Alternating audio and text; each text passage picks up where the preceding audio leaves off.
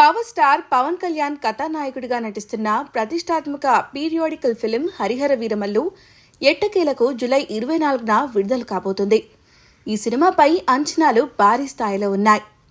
ఇటీవల రిలీజ్ చేసిన వీరమల్లు థియేట్రికల్ ట్రైలర్కు, సాంగ్స్కు మంచి రెస్పాన్స్ వచ్చింది. ఇక విడుదల తేదీ దగ్గర పడుతుండటంతో ఈ సినిమా ప్రీ రిలీజ్ ఈవెంట్ను నిర్వహించేందుకు ప్లాన్ చేస్తున్నారు మేకర్స్. అందుకోసం ఈ నెల 21న డేట్ ఫిక్స్ చేశారు. అయితే ఇప్పుడు ఈ ఈవెంట్ను ఎక్కడ నిర్వహించాలి అనే దానిపై అనేక పేర్లు వినిపించాయి. మొదట తిరుపతిలో ఉంటుందని అన్నారు. ఆ తర్వాత వైజాగ్లో నిర్వహించాలని ఆలోచనలో ఉన్నారు. తీరా అక్కడ అనుకోని కారణాల వల్ల కుదరలేదు.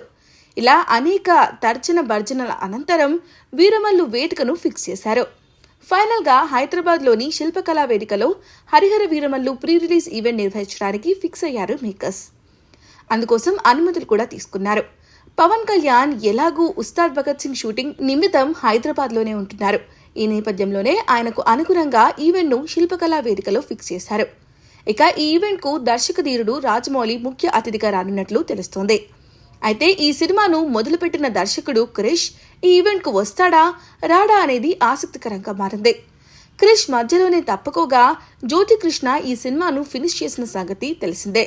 ఏదేమైనా ఈ ఈవెంట్లో పవన్ కళ్యాణ్ స్పీచ్ పై మాత్రం ఉత్కంఠ నెలకొంది.